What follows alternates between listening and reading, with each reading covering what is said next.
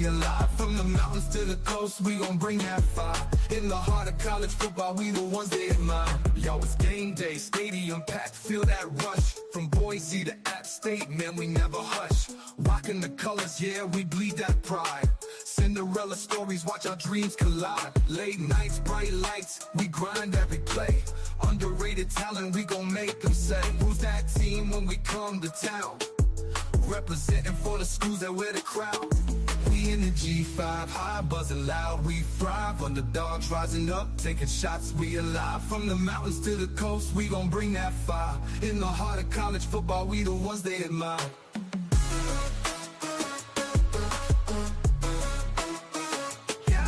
Yo, it's game day, stadium packed, feel that rush. From Boise to App State, man, we never hush. Rocking the colors, yeah, we bleed that pride. Cinderella stories, watch our dreams collide. Late nights, bright lights, we grind every play. Underrated talent, we gon' make them say, who's that team when we come to town? Representing for the schools that wear the crown. We in the G5, high, buzzing loud, we thrive. Underdogs rising up, taking shots, we alive. From the mountains to the coast, we gon' bring that fire. In the heart of college football, we the ones they admire. We the ones they are. You ones they can't skip. Fighting for respect, it's a tough road ahead. But we pack that heart and we never dread. Late hits and big plays, we bring in the heat. Watch out for the G5, we can't be beat. From the MAC to the Sun Belt, we don't back down. In this football jungle, we wear the crown. All the doubt is sleeping, but we making noise. In the G5 Hive, we the realest boys. When the clock's ticking down, we the ones to believe. One play, one chance, we gon' make them achieve. From the sidelines to the end zone, hear that roar. In the G5 Hive, we always wanting more. We in the G5 Hive, buzzing loud, we thrive. Underdogs rising up, taking shots, we alive. From the mountains to the coast, we gon' bring that fire. In the heart of college football, we the ones they admire. So raise your flags high, let them wave in the air. In the G5 Hive, we the squad that's rare. With heart and grit, we rewriting the script. In the world of college football, we the ones they can't skip.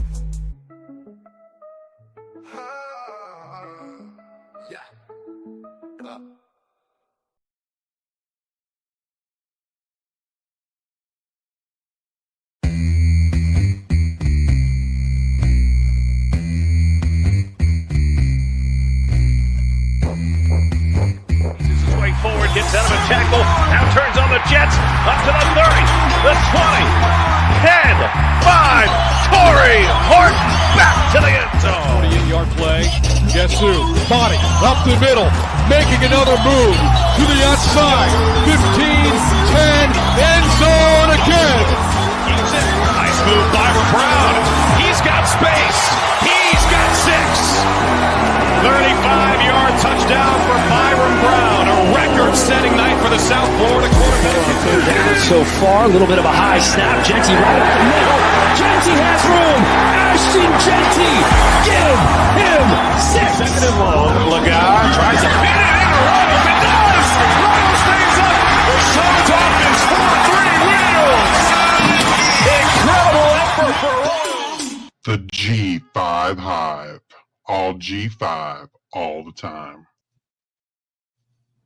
Welcome to the G5 Hive Live, where we're excited to bring you G5 college football coverage you love each and every week.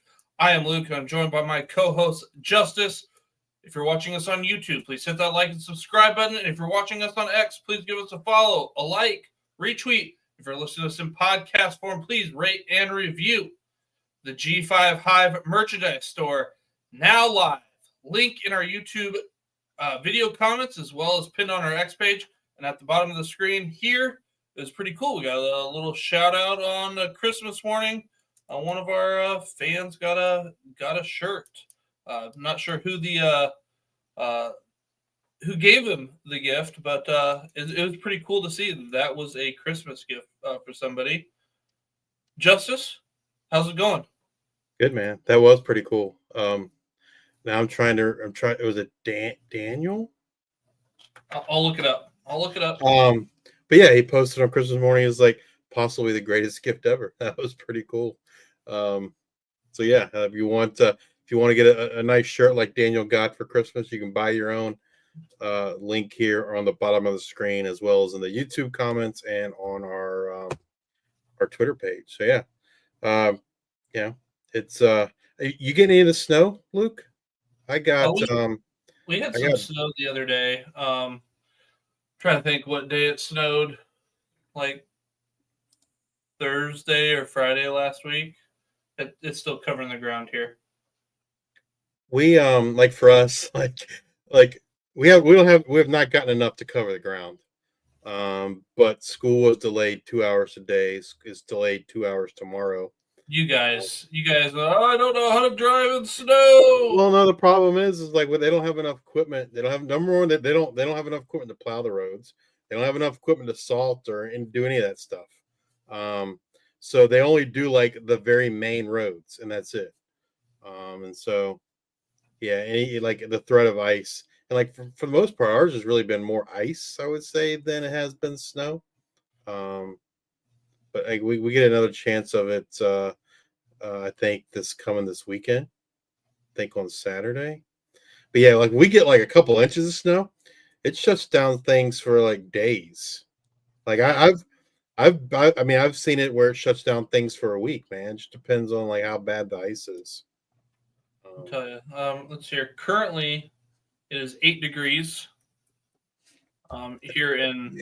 It's a little warmer here. It's 31. Okay. So we have a fireplace in our house, so we threw some logs on, and had a fire over the weekend. Kids went back to school today, so it was the first day back in the swing of things.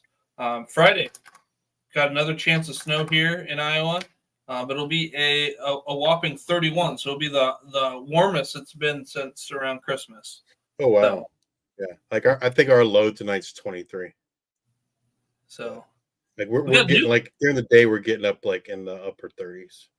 Gotcha. Yeah, it's nice and cold here, and it is brisk. It definitely like facial hair, big thing in the Midwest. Definitely need facial hair help with those cutting winds. Once that corn is gone, it is just flat land and it is real windy. Snow drifts are a big thing. What we'll do here is there are some farmers, when they're by the highways, they will leave roughly like 3 to 5 rows of corn to help block snow from like going over the roads. That's what some farmers will do. Nice. So we got enough farm talk. We got Keystone Cowboy new. He says, "What's good, fellas? I'm new here. Hopefully you learned a little bit more about corn and what we do here in Iowa to help with the snow. So probably not what you expected to start, but we'll get there. Yeah, hope you enjoy the show. If you have any questions, comments, feel free to keep chiming in. We're going to talk some G5 college football. We're going to talk some, I guess, the 3 bowl games from last week. And then we'll talk about our all G5 teams. We're going to do our all freshman team, our all American Athletic Conference team, and our all Conference USA team this week. And then we'll pick up the rest of them next week. We released all these on Twitter, I don't know, early December, right? We haven't talked about them yet. We just put them out on our social media accounts. I think like the second week in December. But we'll go over them tonight. Go over our players of the year, all that kind of good stuff. But first, you want to start with our players of the week. Before we get there, hey Billy, how you doing, bud? Hope you had a happy New Year's. I'm glad to see you joining us here once again in 2025. All right. Well, let's get right into it. Let's get into the football talk. We've got the G5 Hive Players of the Week, 2024 bowl performances from this last week. Offensive wise, my player of the week, running back Lincoln Perry, Texas State. Lincoln had 21 carries for 143 yards and 2 touchdowns. He also had 4 receptions and 32 yards receiving on the day. he accounted for 175 total yards of offense, which was good for 34.4% of the Bobcats' total offense. Lincoln had a huge 73-yard touchdown run late in the fourth quarter to put the Bobcats up 30-21. Texas State needed everything they got from Lincoln as the Bobcats were able to hold on 30-28 to win the First Responders Bowl. Congratulations to Lincoln on the performance. My offensive player of the week was quarterback Drew Mestemaker from North Texas. Drew had 393 yards and 2 touchdowns through the air while adding 55 yards rushing and another touchdown on the ground. Drew, a true freshman, was making his first start for the Mean Green. In fact, it was his first start since 9th grade on the high school B team, which I'm assuming is like the JV team. But anyway, quite an impressive performance by Drew. Congratulations to Drew on his starting debut there for North Texas. He had a 70-yard run right after Lincoln's 73-yard run to close that gap. It wasn't quite enough to close the gap, but a very impressive performance by Drew, especially considering he hadn't started a game in football since the 9th grade on the JV squad. So yeah, quite an impressive performance. And some people say, well, he had a 70-yard touchdown. How come he only had 55 yards rushing? Well, in college, they count sack yards against the quarterback. NFL does not do that, but the NCAA does do that. So that's why he only ended up with officially 55 yards rushing, even though he had a 70-yard touchdown run. My defensive player of the week, cornerback Jordan Polk from Texas State. Jordan had 9 tackles, 7 solos, 2 tackles for loss, 1 sack, and a forced fumble. His strip sack in the fourth quarter helped stop the Mean Green drive. Jordan's performance was instrumental in leading the Bobcats to their second consecutive victory in the First Responder Bowl. Congrats, Jordan, and the rest of the Bobcats on the bowl victory. I went with linebacker Red Murdoch, Buffalo. Have yourself a day. Red had 13 total tackles, 9 of which were solos. He had 2.5 tackles for loss, a pass deflection. He forced 2 fumbles. He had a pick 6 that he ran for 31 yards. I mean, what did the guy not do? His 2 forced fumbles broke a 4-way tie for the most forced fumbles in the FBS. Now Red Murdoch sits atop the FBS in forced fumbles with 7. Congratulations, Red, and congratulations to the Bulls for winning 9 games this season. What a way to cap it off. Yeah, Billy, he absolutely did. Very impressive, considering, that he hadn't really played. I mean, the story was, I guess his high school coach kind of put in a good word for him, I think, or his trainer or something, told the North Texas coaching staff, hey, you guys need to take a look at this kid. And they did. And he got to North Texas, was the backup. And with Chandler Morris gone off to Virginia, Drew got a chance to start, and he took a big advantage of that opportunity. I know I believe the North Texas brought in Reese Poffenbarger, I think, in the transfer portal. Yeah. But I wouldn't be so quick to say that Reese is going to win that job. Drew looked outstanding in the game. And so I fully expect, this could be last year we saw a kind of a similar performance with Caden Veltkamp, right? He was at that point, Caden Veltkamp was in the transfer portal because the coaching staff told him at Western Kentucky, told him they wanted him to play tight end. They didn't think he was a quarterback. And he threw for 20 some yards and 4 touchdowns and brought them back from a 28-0 deficit that I got to watch in person. But yeah, and then so Veltkamp came back to Western Kentucky out of the portal, and he was their starting quarterback for the majority of the season. So, maybe Drew Mestemaker is going to parlay this performance here in the bowl game into a starting role for the Mean Green next year. Before we get to our next section, we talked about it earlier. That shirt, Donald Giebel, I think maybe is the last name there. So you were right, I'm Donald. Yeah, he's so shout out to Donald if you're listening. Hope you're wearing the shirt, wearing it proud. Send us some folks, some shots of you wearing the shirt and on vacation or wherever around or wherever you're from. That'd be pretty cool to see. Let's get to our news and notes. What the Swarm needs to know. Most of this is going to be head coaching news, or not head coaching, coaching news. We're not going to talk about the portal. We might mention things, but we're not going to like go in depth about the portal. We will do that later in January. Once school starts, folks, guys are getting enrolled. I know most schools, I think, start probably the week of the 13th or the week after. And so at that point, you would think most, not all, but a lot of guys will be enrolled at that point because they'll want to be in school for the spring semester so they can participate in spring practice.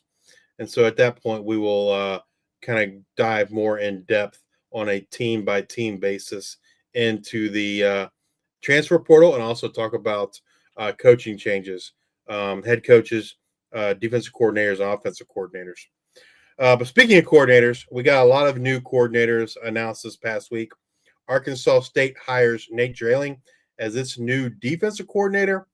Drailing was initially hired as the defensive coordinator for Utah State this past season, but then, I don't know, 2 or 3 weeks before the season started, Utah State let head coach Blake Anderson go.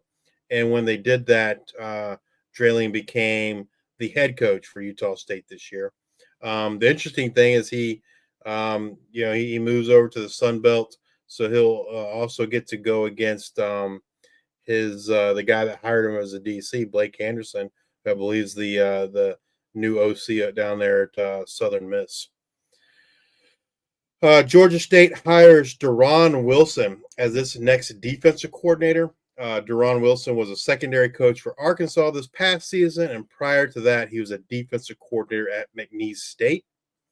Jacksonville State hires Vinny Sunseri as its next defensive coordinator. Sunseri was a safeties coach at Washington prior to moving over to Jacksonville State. UNLV hires Zach Arnett as its next defensive coordinator and linebackers coach. Arnett was an analyst at Ole Miss in the 2024 season. Prior to that, he was the head coach at Mississippi State in 2023. He got hired as the head coach with the tragic passing of the Pirate there. And before that, he was the defensive coordinator at Mississippi State, I believe, for 3 seasons. South Alabama has promoted Paul Petrino to be its next offensive coordinator. Petrino was previously the wide receiver coach. So I don't expect too much to change there. Their previous OC was hired to be the OC at Wake Forest. So, the wide receiver production that we've grown to love at South Alabama, I'm sure will continue under Paul Petrino.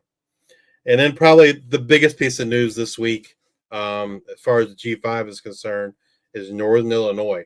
They have agreed to join the Mountain West Conference as a football-only member, and they'll have to pay a $2 million entrance fee to join the Mountain West. The move is expected to become official tomorrow, Tuesday, when the Northern Illinois University Board of Trustees meet.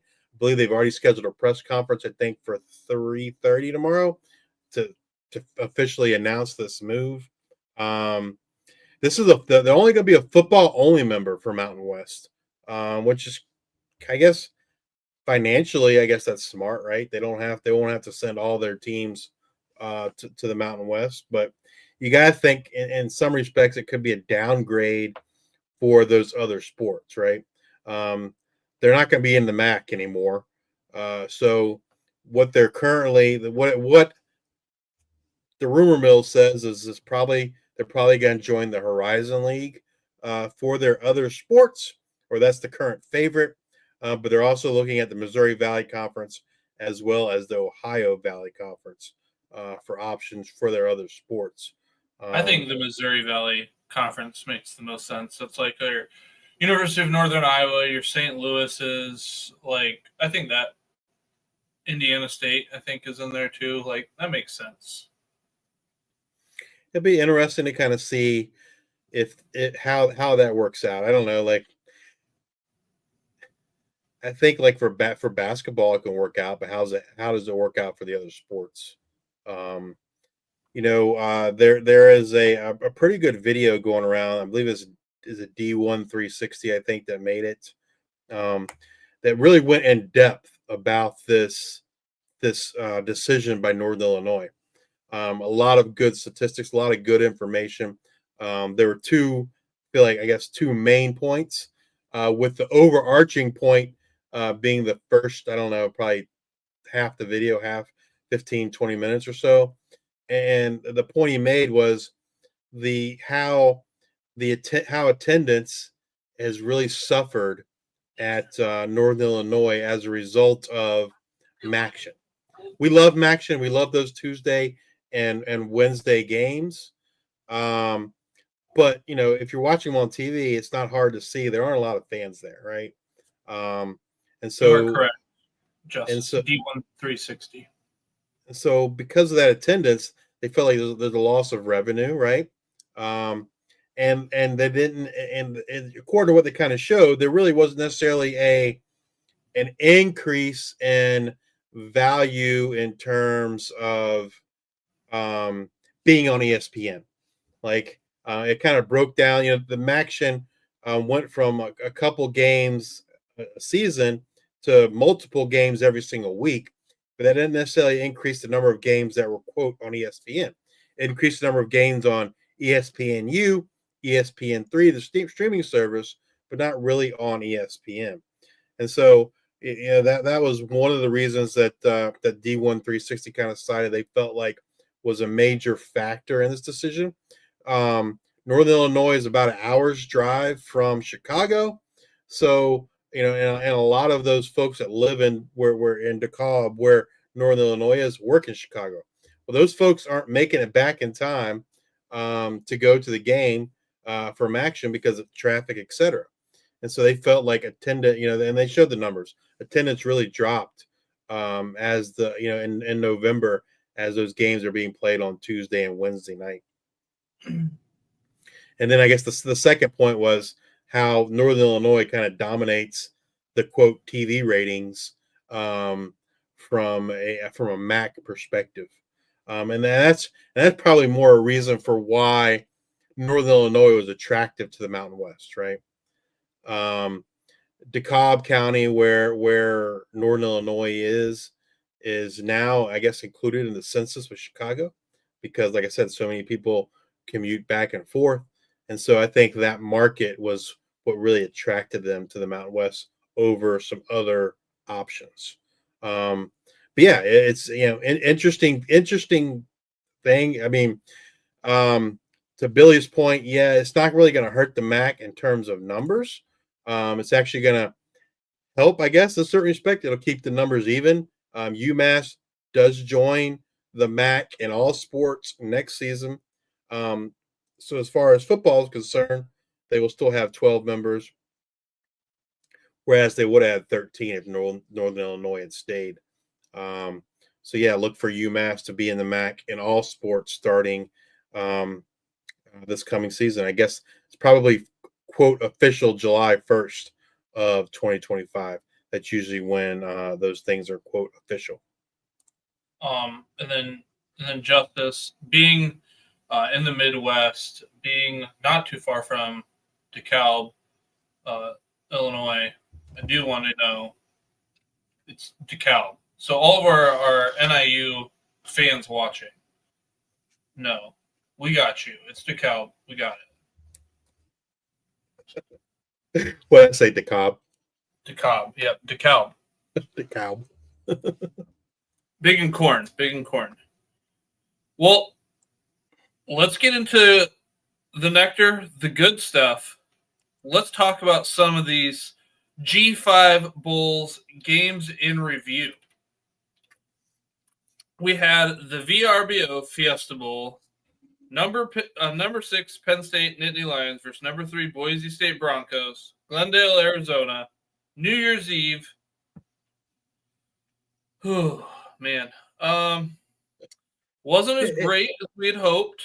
in the sense of Boise State did not get the win, but Ashton Jeanty created 33 missed or broken tackles against Penn State, 21 of them being behind the line of scrimmage. Penn State wins 31-14. I felt really bad because we were talking during the game, and I mentioned last week on the show, I'm like, of everything, like I feel the best about their special teams, their field goals, and right off the bat, he missed two. They missed the 3 at the very beginning, and I think it was that I didn't keep my notes down in the game, but I can't remember what it was, 4th and whatever. There's one 4th down that I felt like they should have gone for it, just because like. I'm not so sure you're going to get many opportunities. So there's 1 4th down that I wish they would have gone for it. I think it might have been that first one. Maybe it was the other one that they missed the field goal on. But yeah, it was not great. I mean, the game. I felt like the game was closer than the score. Yes. And to me, the real turning point in the game was they had a touchdown called back on third quarter, end of third. I think it was near the end of the third quarter. Yeah. An illegal use of hands on an offensive lineman, and was it the right call? Yeah, I mean, but it wasn't as egregious as what you normally see, right? But yeah, I mean, at the end of the day, his hands did get in the defensive lineman's face mask. But yeah, penalties and those missed field goals really just kind of their own mistakes is kind of what really kind of killed their hope in this game. Penn State did a great job containing Ashton, and he still had 100 yards, right? That's the thing, like that I guess that's bugged me the most since this game is all these people talking about how bad Ashton Jeanty is. No, I mean, this is one of the best run defenses in all of college football. Prior to this game, they only had one other running back have 100 yards rushing against them, and that was USC's Jaquavius Marks.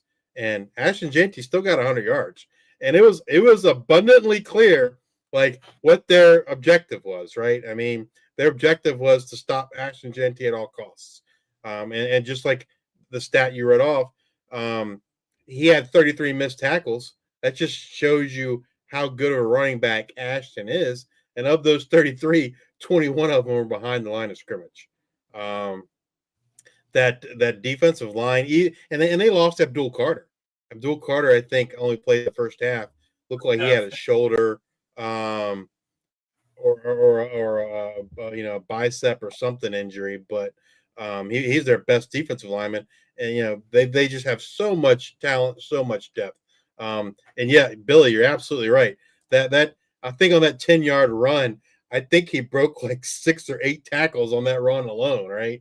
So yeah, I mean, the kid's a special running back, and the folks that are saying he's not a good running back or using this game to say he's not a good running back, in my opinion, just didn't watch the game, because he showed everything in that game to show you that he's a good running back. Just absolutely. Penn State's a talented team.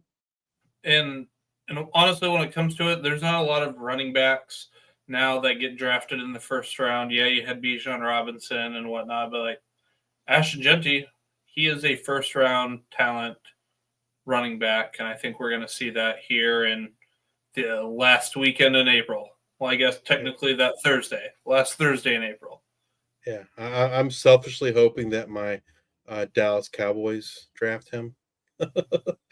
that would make me a stronger Cowboys fan. My Cowboys fandom has been waning the last several years. I'm not a big Mike McCarthy fan. I'm hoping the Bears hire him. So that. What do you think? I know we're not some NFL podcast or whatnot, but got the 49ers picking at like 11-ish.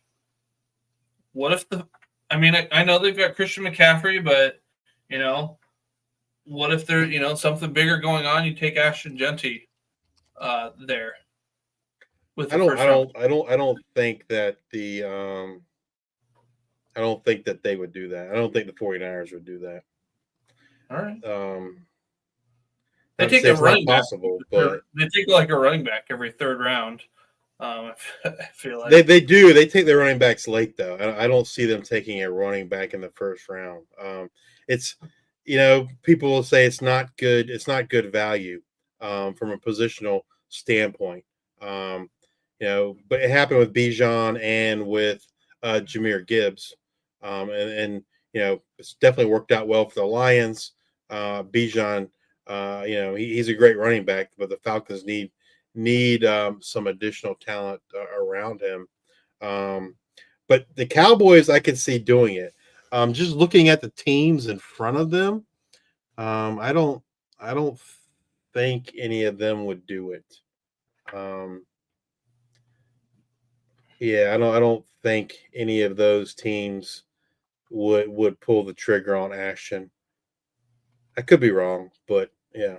So selfishly, I'm hoping for Ashton to go to the Cowboys, and then if he does, I will definitely buy an Ashton Jeanty Cowboys jersey. That's happening for sure. And I haven't bought a Cowboys jersey since I think the last one I bought was like Jason Witten or Emmitt Smith. So. All right. Well, let's move on to the First Responder Bowl. We had Texas State Bobcats, North Texas Mean Green. We had some of our players of the week in this game. Mestamaker finds his high school teammate Miles Coleman, both true freshmen, on a deep pass over the middle for 6. Texas State hit Jaden Williams on a screen that he took 70 yards to the 1. And then Texas State was not able to punch it in on first or second. They get a false start on third down, don't get a touchdown, have to settle for a field goal. Justice, you kind of thought this was like a weird. This was weird. Yeah, because the Jaden Williams 70-yard screen pass looked like a touchdown. And then the next 2 plays looked like touchdowns. But none of them were called a touchdown. Especially the Jaden Williams, that first one, and then the Jordan McLeod run, they look pretty clearly like touchdowns to me. And so I just thought it was really weird how like those. I mean, I don't think they even reviewed the Jaden Williams play. How those didn't get ruled touchdowns, I don't know. Beyond my level of comprehension. At the end of the day, it didn't. Texas State won the game, but if Texas State had lost this game, I think that's all you would have heard about was how the refs screwed him out of a touchdown 3 times, and they had to settle for a field goal. But yeah, that was weird. I can't explain it. And then why don't you talk about Mestamaker? He was your player. I mean, like Billy said, he looked like the real deal. I mean, he was throwing dimes all over the field. He led them right back down after that weird sequence with Texas State. He led them right back down the field. He hit Landon Sides for a 16-yard touchdown. And then right before halftime there, Jordan McLeod just was getting ready to get sacked. And he throws what I would call a YOLO ball. You only live once ball. Just kind of throwing it up. And Jaden Williams catches it for a touchdown. They took the lead there in the second quarter. That was just kind of crazy because he had 2 guys closing in on him, and he just chucked it up there, and Jaden Williams comes down with it for a touchdown. Definitely a crazy play in the game.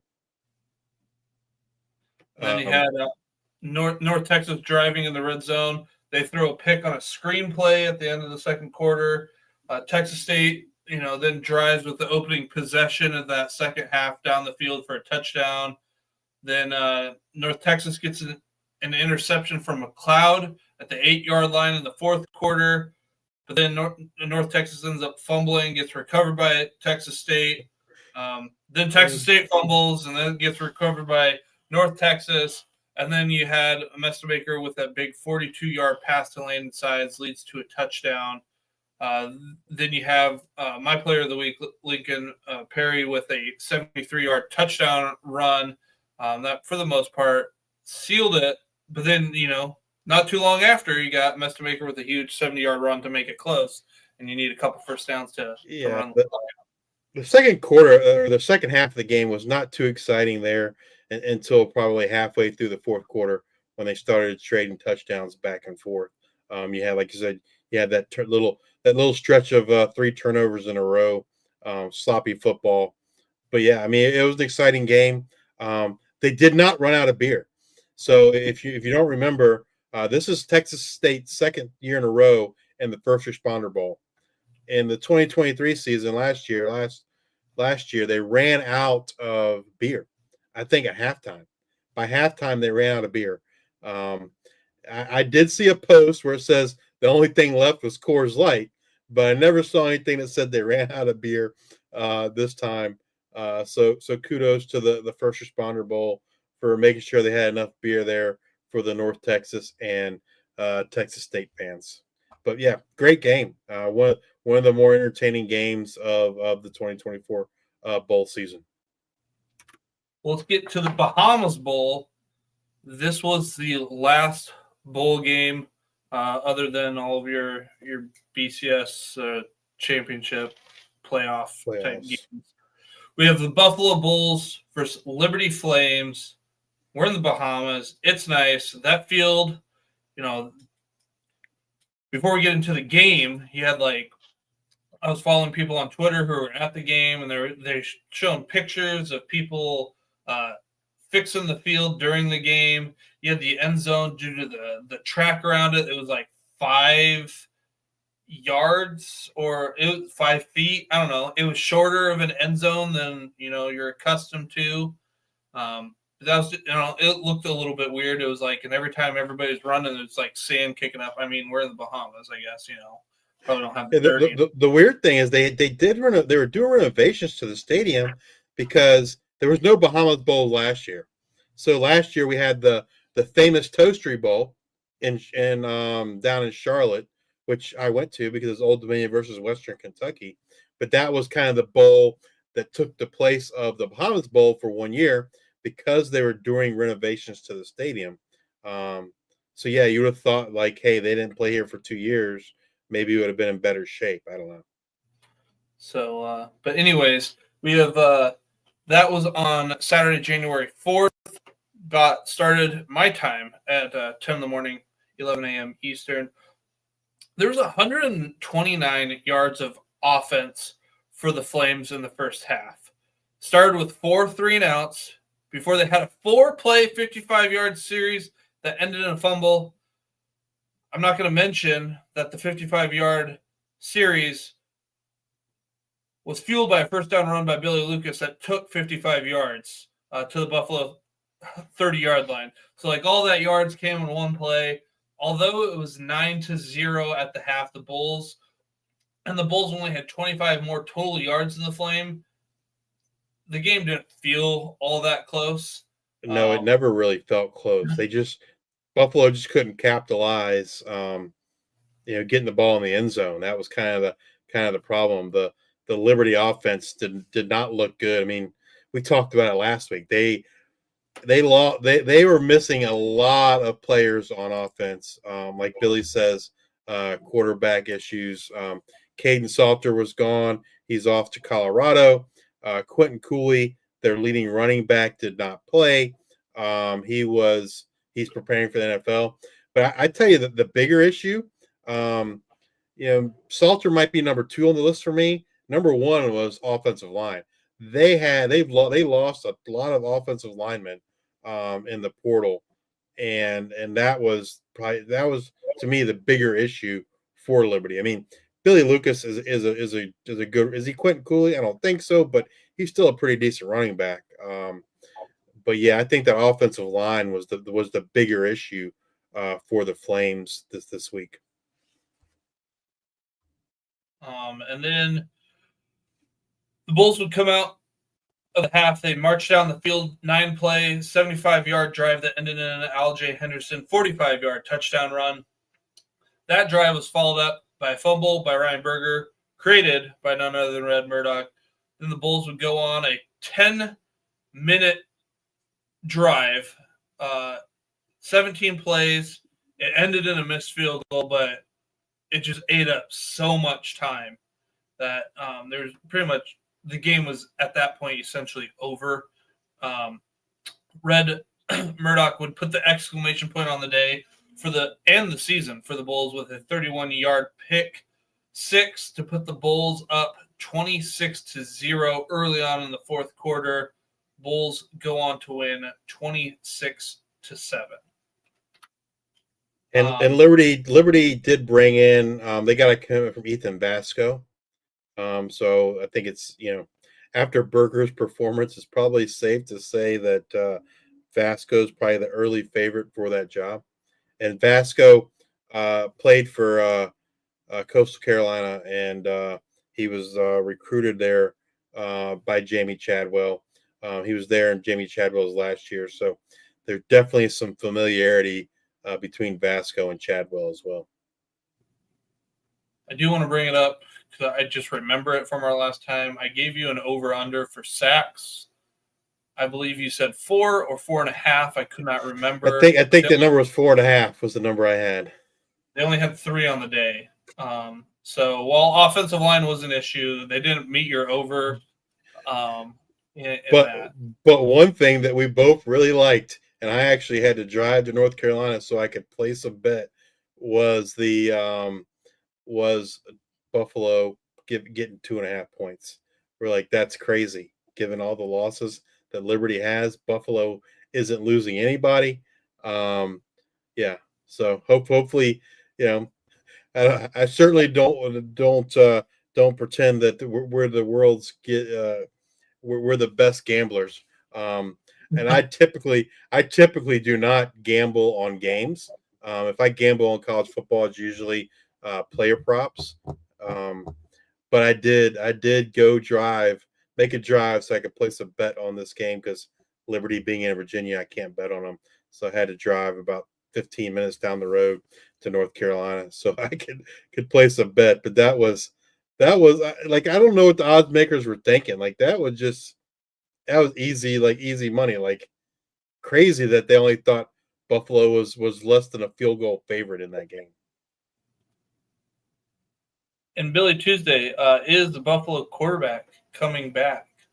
I think Igbana's out. Is he out of eligibility? I would think. He's out there asking him, with this whole junior college deal. He might have one more. That's what I was going to go back. I was going to go look and see what his. He might have one more. We'll see. Roster. Let's see. I don't think they're supposed to. I don't think the NCAA or the courts are supposed to revisit the. Oh no! Let's see. I can't tell if he was at. I see his career stats, but I can't tell how many games he played. So I don't think the NCAA or that the court system are looking at that appeal until April. So at that point, it's like, Justice mentioned it earlier. You have enrollment and classes starting back here in a couple of weeks. Like, what do? Do you go to school for a semester and like, oh yeah, no, I'm out of eligibility? Like, I mean, I don't know. So you're right. He might have some because he began his career at Hutchinson, which is a JUCO. He was there for 2 years. And then he played at Southeast Missouri State. And then he played 23 and 24. So I think you're right. I think he would have 1 year left based on that JUCO ruling. Yep. So we'll see. But that's it for bowl games for us in talking about bowl season's over. Yeah. So yeah, that was the last bowl game, the last G5 game. Well, I guess technically we still have 2 bowl games left, or 3 bowl games left, but they're all part of the college football playoffs. Sadly, no G5 representative in those games. I don't know. Who are you rooting for, Luke? There's no G5 to root for. All the teams I was rooting for lost. So Let's see. I think Notre Dame against Penn State, right? Who I think are going to win, I think are two separate questions. I think Texas just gets demolished by Ohio State. Ohio State just looks like a buzzsaw right now. You got Texas, who can't score in the red zone, and you've got Ohio State, one of the best red zone defenses. So I think Ohio State wins that one, and then you got Penn State and why am I blanking on the other team? Notre Dame. I originally thought Notre Dame would win, but due to some injuries, I think that game might be a little bit closer. But I think I'm still going to go with Notre Dame. I think it's going to be a Notre Dame versus Ohio State final, and I'm going to end up taking Ohio State. Yeah, Ohio State looks like a different team since that Michigan loss. I don't think there's any question they probably had the most talent in college football, but they haven't played like that, until after the Michigan loss. I think Ohio State's got to be the favorite to win it. I would tell you I'm rooting for Notre Dame because I feel like they're of the four teams left, I feel like the fourth or the underdog, if you will. So that's probably who I'm rooting for. But at the end of the day, I just really want good games. Hopefully we get two good games. I think if Texas, I don't know if this is crazy or not, but I think if Texas wants to have a shot to win, they got to play Arch Manning. Quinn Ewers he's not gonna beat Ohio State. He's not gonna lead them to a natty. I feel pretty confident in that, but I don't know that they'll pull the trigger. I mean, what do you think? No, it'll be Quinn. It'll be Quinn, and then Quinn will come back. He'll go. Well, he's gonna go somewhere else. He ain't playing at Texas next year. He'll go to Oregon, and then he'll be Arch the show.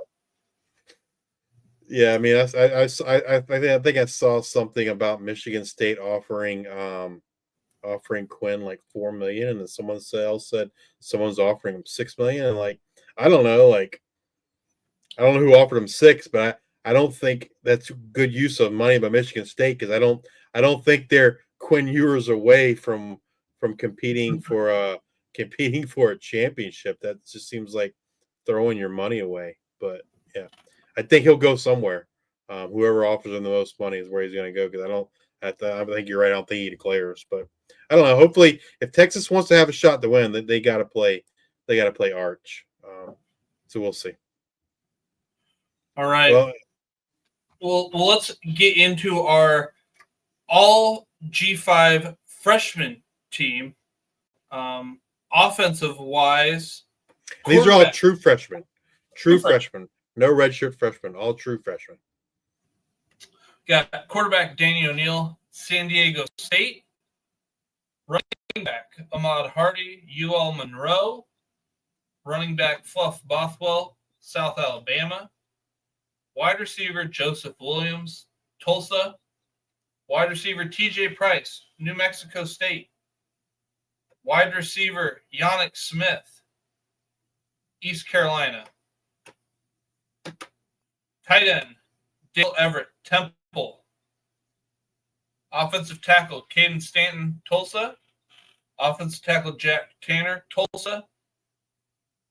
Offensive guard Amari Grayson, Jacksonville State. Offensive guard Asher Hale, South Alabama. Center Tyler Mercer, North Texas. And kicker Caden Chittenden, UNLV. Yeah, I mean, I can't think of an offensive freshman we excluded. Can you think of anybody that maybe? I mean, if we were including redshirt freshmen, the list would look a lot different. But when you're looking at quote true freshmen, I can't really think of anyone. I guess one player that comes to mind, but there's no way we could have included him. He only played in one game, and that's quarterback Micah Alahado at Hawaii. Now it was a freaking phenomenal game, right? But he only played one game, last game of the year for Hawaii. I mean, if he had played, half the season or something, I could see some justification for including him. I think he's going to have a special year in 2025, but I really can't think of a. Chinden was great. Had a great kicking season. I mean, our freshman of the week pretty consistently was Ahmad Hardy. Fluff Bothwell was started there at the beginning. We're like, all right, we're just going to rename this the Fluff Bothwell Award. Then Ahmad Hardy really took off. And then Joseph Williams really caught fire there the last 3-4 games. Yannick Smith, he popped off in the bowl game too. He had a good end of the year. It was a good season. Yeah, I would say of all the guys on this list for the offense anyway, the guy I'm most excited about for next season is Yannick Smith. Now, part of the reason is a majority of these guys are transferring, and they're transferring up to a Power 4 school. But Yannick is returning to East Carolina. He should be in prime slot to get increase his production. Like I said, he came on at the end of the year. They lose Chase Sewell, who transferred. They did bring in they lose Winston Wright, who graduates. They did bring in Jaquez Petaway from Oklahoma, who I would assume is going to be the starting slot.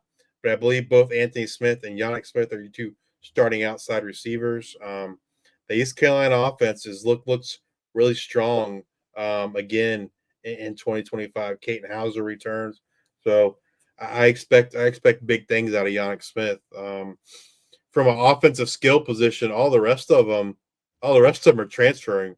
With TJ. So there's 7 guys transferring out of the 13 that we have here. Yeah.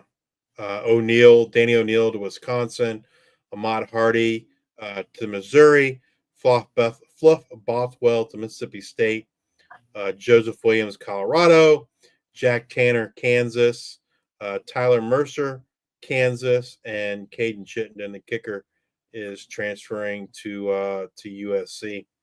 One thing I noticed, Kansas, getting two of the offensive linemen here transferred. So, kudos to them to getting some young, talented offensive linemen to help block for whoever their running back might be in 2025. And also shout out to Kansas for watching the G5 Hive. Obviously, that's where you learned about these guys. All right, well, let's move over to the defense. We got edge Kyron Duhan, UTEP, defensive tackle Malachi Taese, New Mexico State, defensive tackle Jaden Grimes, Kennesaw State, edge Jawan Campbell, Jacksonville State, linebacker Chris Jones from Southern Mississippi, linebacker Jaden Studio from Kent State, linebacker Jaden Kimball from Kennesaw State, safety CJ Hurd, Florida Atlantic, safety Jamarly Riddle from East Carolina, cornerback Amarian Fortenberry, South Alabama, cornerback Kelvin Hill, UAB, and punter Grant Chadwick from Middle Tennessee. Several of these guys, I think there's 4 of them that were our freshman of the week multiple times. Kyron Duhan from UTEP, the edge, Jawan Campbell from Jacksonville State. CJ Hurd might have been at the most, maybe. Him or Jamarly Riddle. I think they might have each gotten it like 3 times. The 2 safeties. I know Amari and Fortenberry got it at least once, maybe twice. But yeah, those 4 or 5 guys kind of dominated our weekly freshman of the week. They all had outstanding seasons. And much like the offensive unit, I can't really think of a true freshman from the G5 that we did not include on the defensive team. some guys I'm excited for next season. Probably Jamarly Riddle's probably tops. Again, two East Carolina guys, but he's probably the tops for me for defense from this team. Again, a lot of these guys are transferring up to the P4, but Jamarly is returning to East Carolina.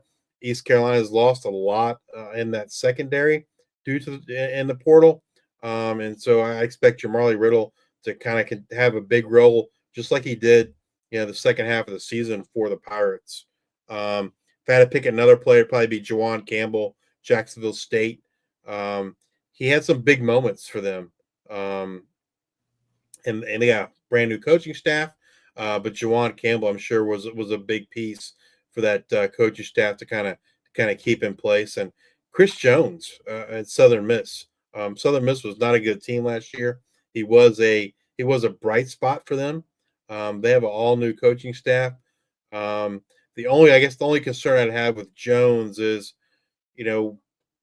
I haven't looked at the Southern Miss transfer portal to see how many guys they brought in, but they brought in a ton of guys from Marshall, and this makes me concerned, like, how Jones might fit in with all those transfer portal guys. But yeah, like the offense there. Let's see, 1, 2, 3, 5 of these. I think, was it 12? 5 of the 12 are transferring. Edge Kyron Duhan is transferring to Oklahoma State. Safety CJ Hurts off to Vanderbilt. Both the cornerbacks are gone. Amarian Fortenberry has gone to Kansas State. Kelvin Hill is gone to Georgia Tech, and the punter Grant Chadwick is transferring to LSU. The Kelvin Hill one's kind of interesting because wasn't that something that Coach Dilfer said, used as not a ploy, but like a mantra, I guess, last year, to say, hey, if you're a freshman, come to UAB, we'll play you, and then you can go somewhere else. I think so. Yeah. I think that's something that Coach Dilfer said, and Kelvin Hill took that to heart. He was a starting corner for them, had a great season, and he parlayed that to getting a job in the ACC there at Georgia Tech. So, yeah, we'll see. I want to take a quick moment just to talk to our audience. You guys here, hopefully you've been here multiple times, and I always tell Justice, like, oh, look at your ECU fandom coming out. And he just glossed over the fact, like, he mentioned it very quickly. Like, oh, who am I really excited for? Well, it's this Yannick Smith, wide receiver, East Carolina. Oh, I'm also Jamarly Riddle, East Carolina, really excited for. He just glossed over it. I want you guys to not be fooled. I mean, I think Justice actually might be an ECU season ticket holder there as well. I'm not sure. All right, we get back to our regular show. Justice, welcome back. I know you had your earmuffs on, but what's going on? If I had to pick a second team, it would be ECU. Probably. I mean, they're the next. You recognized it, but you were like very faint. You didn't want to talk about it too much. Glossed over it really quick, and then went right into it. I couldn't even mention. I wanted to make sure to get back to that. Well, for those of you that are new tonight, I'm an Old Dominion fan. I'm an Old Dominion alumni, Old Dominion season ticket holder. So they are definitely my favorite team. We have media credentials for Old Dominion, so that they're definitely number one. But I guess if I had to pick a second team, it'd be East Carolina. They're also the second closest team to me. I can beat East Carolina in 2 hours or so. So it's not season that far from my house. You could be a season ticket holder. Many are saying. Maybe if ODU didn't have football, sure. But ODU has football. All right. My offensive freshman of the year, or our offensive freshman of the year, running back Ahmad Hardy, UL Monroe. Ahmad rushed for 1,351 yards, 13 touchdowns, and added 72 yards and 8 catches this season. He averaged 5.7 yards per carry and had 1,012 yards after contact, which ranked 7th in the college football for a running back.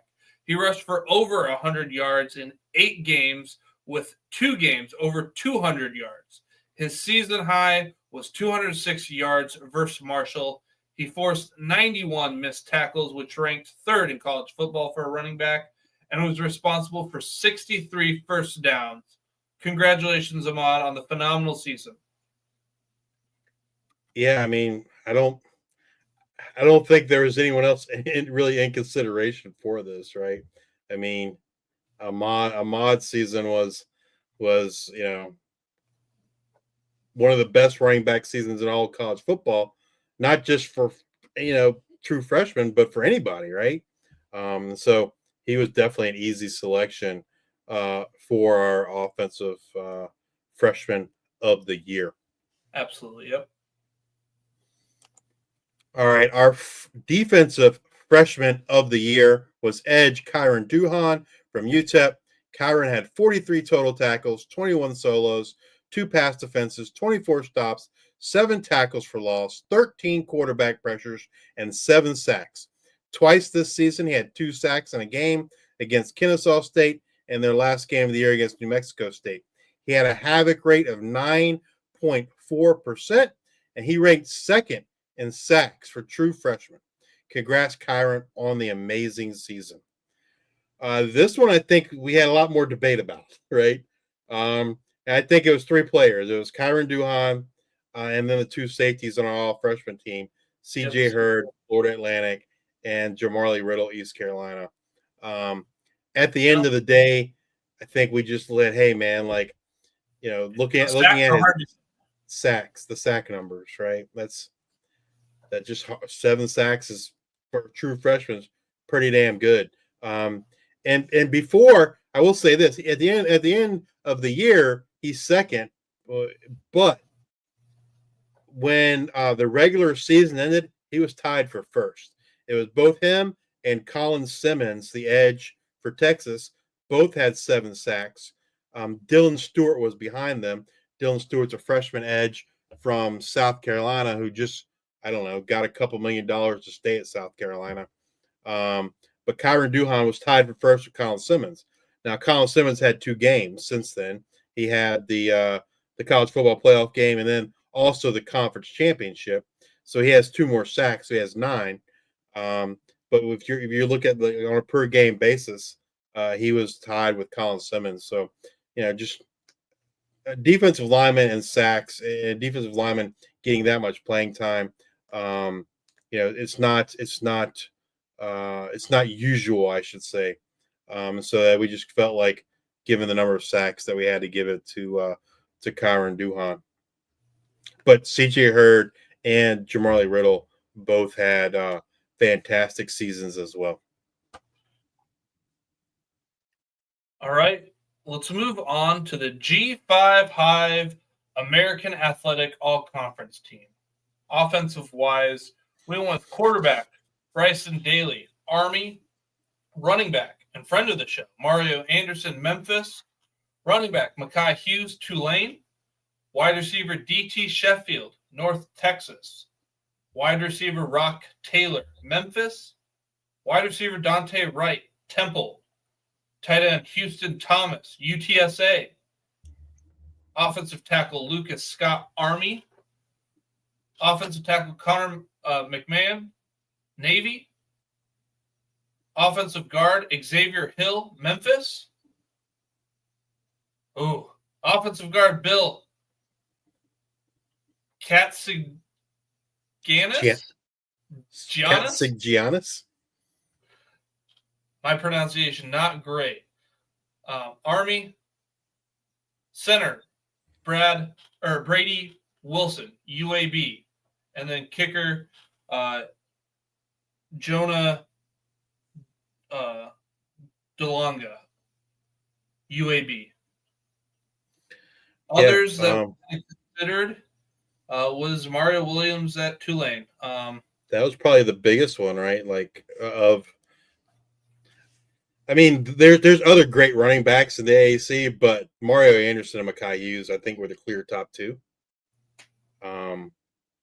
Where we had the debate, I think, was receiver there, right? Yeah, because Dante Wright, he was injured, missed a little bit. Like, I don't know, like you just knew who was getting the ball at Temple, and like no one could stop him. And Dante Wright, when he was out there, was great. But then it's like, okay, well, the best ability is availability, so why not have Mario Williams out there? But Dante Wright, when we were doing in season and we were doing our top wide receivers, like he was in there like every week, and we thought he deserved that. So went with Dante Wright. The other one, I think, where we could have gone a different way might have been tight end. But truthfully, I don't think there was one, tight end in the American that really stood out above the rest. I think what stood out for Houston Thomas was he had a stretch of like 4 games, I want to say, where he did really, really well. I believe the quote official all AAC tight end was Anthony Landfear from Memphis. I can't argue that, but I think that stretch of 4 games outshined any other tight end in the American. That's kind of why we went with Houston Thomas. I mean, if there's anything interesting, I guess we have 3 linemen from the service academies, but Army won an award, right? Best offensive line in all of college football. So and they did. They had an outstanding year, and 2 offensive linemen on our All-American team to kind of show why they deserved to win that award. This, unlike the freshmen, we don't have too many transfers here. Now, a lot of these guys are going to be playing in the NFL next year. So that they won't, or they're out of eligibility, I should say. But we don't have too many transfers. Mekhi Hughes, he's in the transfer portal. He's crystal balled to Oregon. Yeah, Jordan James just declared, so I'm sure that's opened up a spot for Hughes there. Wide receiver DT Sheffield transferred to Rutgers, and then Brady from UAB off to Virginia. So yeah, not too many transfers, but most of these guys, we know Bryson Daly, Mario Anderson, and Rock Taylor, I believe, are all out of eligibility. Houston Thomas does return. I think Xavier Hill is also out of eligibility as well. So most of these guys out of eligibility. We'll see some of them in the NFL next year. Let's move over to the defensive side of things, and let's start with the edge. We got Jamori Robinson from UTSA. Got defensive tackle Patrick Jenkins from Tulane. Defensive tackle R.J. Jackson from Tulsa. Edge Desmond Little from UAB. Linebacker Taekwon King, Temple. Linebacker Colin Ramos, Navy. Linebacker Chandler Martin, Memphis. Safety Jamarly Riddle, East Carolina. Safety Max DiDomenico, Army. Cornerback Za Frazier, UTSA. Cornerback Deshaun Peel, Navy. And punter Riley Reithman from Navy. As far as other considerations, is probably defensive tackle, where we could have considered Landon Robinson from Navy. Landon Robinson, just unbelievable athlete for Navy. He plays nose guard for them. Had an outstanding game in the Army Navy game. He was a big part of the reason why they won in the Army Navy game. Yeah. And then probably the one we had the most debate was with the safeties. And it was between 3 folks. The 2 we chose, Jamarly Riddle from East Carolina, Max DiDomenico from Army, and then the other guy on our all-freshman team, CJ Hurd from Florida Atlantic. I think it probably came down to between Riddle and Hurd, and I believe Riddle had more interceptions, and it kind of swayed the boat there for us, to give the nod to him over CJ Hurd. And Max, he was getting about 4 tackles a game, and then he was 24th in the I'm trying to remember the acronym that he adjusted net yards against per coverage snap. Yeah. Yeah. That was probably the one we debated the most about, or had the most conversation about on the defensive end, and like the offense, most of these guys, not too many are in the transfer portal.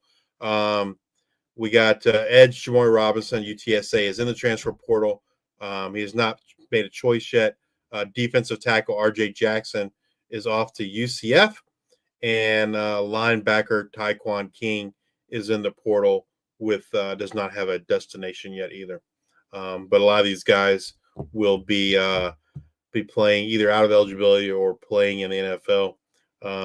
Chandler Martin definitely should be playing in the NFL. I feel like get drafted come April. He's had an outstanding 2 years at Memphis. I think he has the year of eligibility left, but he's already declared that he is going to the NFL draft. All right. The offensive player of the year for us, none other than quarterback Bryson Daly, Army. Bryson passed for 1,007 yards and 9 touchdowns while rushing for 1,659 yards and 32 touchdowns. He rushed for over 100 yards in 11 of 13 games this season, with a season high of 171 yards versus East Carolina. Fun fact brought to you by our friends at BK Night Nation. Bryson Daly will finish the season as FBS leader with 32 rushing touchdowns. The last time an Army football player led the country in rushing touchdowns was when halfback Bob Anderson did it with 12 in 1957. A world in which we had 12 rushing touchdowns. Can you imagine that? Bryson had a phenomenal season that saw him finish 6th in the Heisman voting. Congratulations, Bryson. Yeah, this one, I mean, I guess there really wasn't another choice. I mean, if we had to pick someone else, I think it'd be Mario Anderson, Memphis. But yeah, this was an easy choice. Bryson Daly, phenomenal year. Army had a phenomenal year. They lost to Navy, which I'm sure stings. But they won the American Conference their first year in the conference. And so, yeah, I mean, they won their bowl game. Sadly, they did not get to match up against the Sun Belt champion in Marshall. But they played who was in front of them. They beat Louisiana Tech. So phenomenal season by the Army Black Knights. And Bryson Daly, I believe, is graduated. So sadly, we won't get to see him anymore on the football field. But he'll be serving our country in the Army to fulfill his commitment going there to West Point. All right, our defensive player of the year for the American Athletic Conference is cornerback Za Frazier. Za had 24 tackles, 20 solos, 1 tackle for loss, 1 forced fumble, 9 pass defenses, and 6 interceptions, which ranked 2nd in college football. He had 3 games where he had 2 interceptions each. This versus East Carolina, North Texas, and Temple. He finished the season with a quarterback rating against of 36 and an adjusted net yards against per coverage snap of negative 0.057, which ranked 2nd in all of college football. Congrats on the outstanding season, Za. This one we had a little bit of debate with his teammate, edge Jamari Robinson. Jamari had a lot of sacks, but he got the majority of those sacks in one game.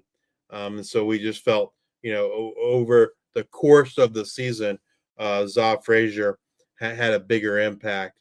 And so we went with him as our American Athletic Conference Defensive Player of the Year. But Jamari had an outstanding season as well. What do you think? Looking forward to this next season in 2025, when we're looking at this conference, which team do you feel like has the edge? Is it Navy with Blake Horvath coming back and all the great things that they had? Is it UTSA with McCowan and another year under his belt and how explosive that team looked? Kind of like the Roadrunners as of old here a couple years ago. Memphis, we talked about having that FedEx money. Are they able to piece together things that are good enough that they'll figure it out and win? Later, you got Tulane. That they lose a couple, but like, what are your thoughts on what this conference? You're baiting me. You're baiting me. Do you think the team's purple and yellow? Do you think it's ECU, Caden Hauser? I think today, if I would say, I would probably go Navy, East Carolina, UTSA in that order. And what worries me about UTSA is defense. They lose a lot on defense, either to NFL or to the transfer portal. And so that's offensively, I think they return just about everybody. And so I'm not worried about the offense. For them, it's the defense that concerns me. Yeah, I think I have to put Navy number one with Blake Horvath returning. But yeah, I mean, there you go. East Carolina would be my second, be number two for me. Like what they're doing on offense. They got to replace some pieces on defense, though. They lost their leading linebacker, Zakai Barker. I believe they lose defensive tackle Deonta Johnson. And like I said earlier, they lose a lot in that secondary, either to NFL or to graduation. But Riddle does return. So yeah, I think for me that's where I would stand. Navy 1, East Carolina 2, UTSA 3. I think Memphis has got to rebuild. Figure out your quarterback situation. I mean, that's the big thing. And then we're talking about ECU, Tulane's the same way. We're talking about ECU, UTSA, Navy. What do all three of them have? Their quarterbacks return. Yeah. And we see it with one of the things that I like about Navy, and we're seeing it in the transfer portal where a lot of guys are moving around, is like that core of guys. Like, that's one thing with Army, Navy, Air Force you don't have to worry about, right? I mean, Army did lose Kanye Udo, but that's a rarity. Yep. If you're not familiar, military, anyone that goes to the academy, they would have to transfer before their first class as a junior. Yeah.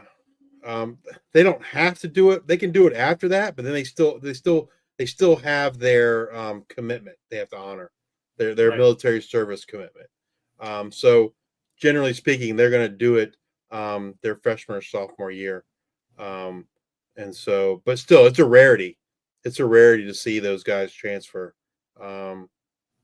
It does happen, but it's not very common. So yeah, I mean, those teams, I guess that's one benefit of, if you will, I guess, is those guys don't really have to worry about that, and they're able to develop their players the old school way and not really be overly concerned about them leaving.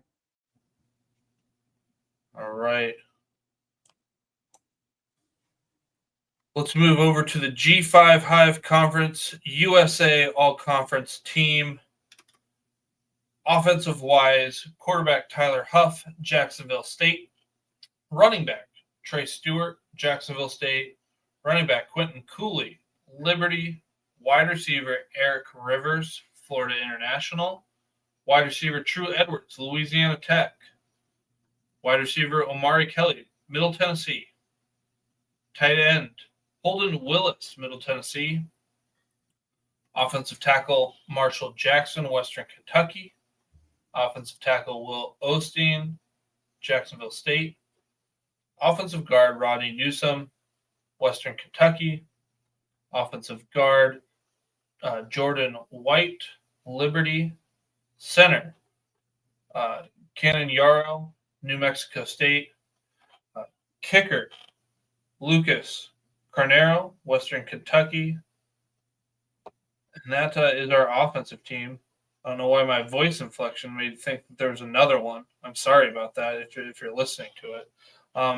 The other name that we kind of thought about here for, again, was I think everything we were pretty much agreeance on, but it was do we find room for Keyshawn Johnson for Western Kentucky? Is there a spot for him on there? Ultimately, we decided not to have him in there, but that was a name in consideration. Yeah, I mean, like you said, I feel like for the most part, all these guys were pretty cut and dry. Not really anyone other than a receiver. And I think Eric Rivers was cut and dry, right? It was those other two spots with True Edwards, Omari Kelly, and Keyshawn Johnson, kind of where we were really kind of, I guess, having some discussion in terms of who we thought deserved it more. Holden Willis, I mean, he was one of the better tight ends in all of the G5. Lucas Carnero, a rarity, my player of the week towards the end of the season there with a big kick. Because he sent them, but his kick sent them to. He had 2 50-yarders in that game that sent them to the Conference USA Championship game. Yep.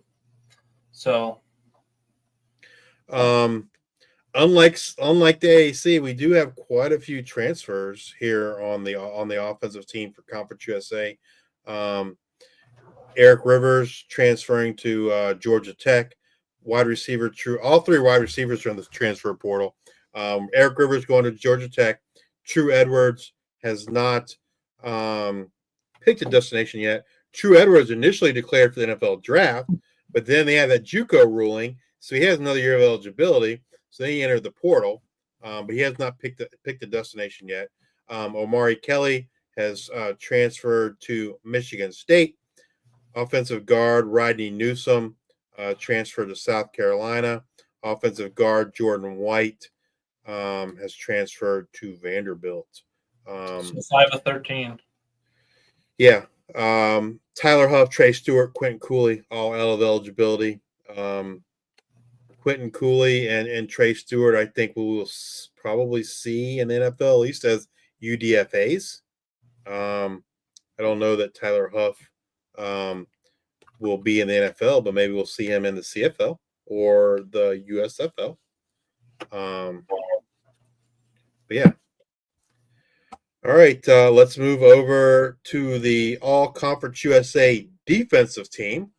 Start with edge Chris Murray from Sam Houston, defensive tackle Chris Bodie, Liberty, defensive tackle David Blay, Louisiana Tech, edge TJ Bush Jr. for Liberty, linebacker Travion Barnes, Florida International, linebacker Kavion Gaither, Sam Houston, linebacker Tyler Martinez, New Mexico State, safety Caleb Weaver, Sam Houston, safety DeMarco Williams, Western Kentucky, cornerback Brian Blades II, Florida International, cornerback Anthony Johnson Jr., Western Kentucky, and punter George Eberly, New Mexico State.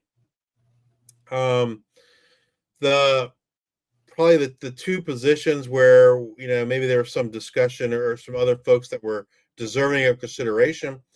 First was probably defensive tackle, where Hosea Wheeler at Western Kentucky had a great season. But probably the biggest one, and I think if I had to do this over, I might choose differently, and that's safety with Fred Perry at Jacksonville State.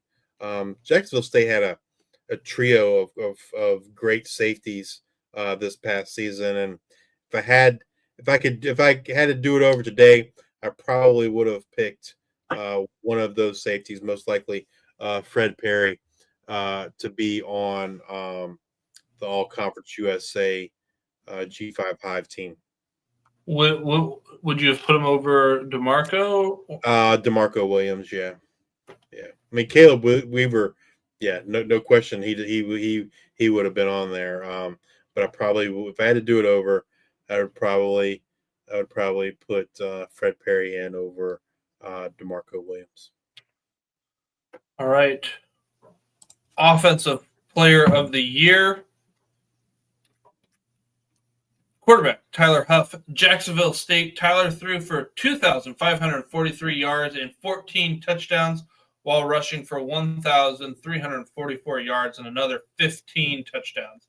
He threw for over 300 yards twice versus Eastern Michigan and in the bowl game versus Ohio.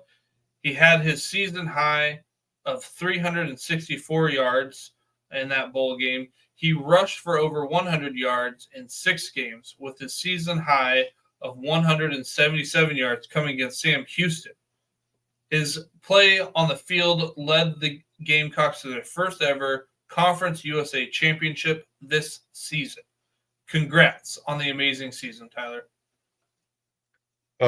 This one, I guess, was a little bit of a debate with us, right? Between him and his teammate, Trey Stewart, running back Trey Stewart. Yes. Yep. I think it just came down to, I think it was the number of touchdowns on the ground. Like Tyler Huff had more touchdowns on the ground than the running back, and then obviously, you know, I'm not so sure that Jacksonville State would have been in the position that it was without Huff, and just, you know, how that system works with Rich Rod and whatnot, and it's going to be this quarterback. Yeah, that's the reason we ended up going there with Tyler Huff. Yeah, I think I mean, and you saw it in the Conference USA Championship game. Trey Stewart ended up, statistic-wise, with a great game, but most of his damage came in the second half.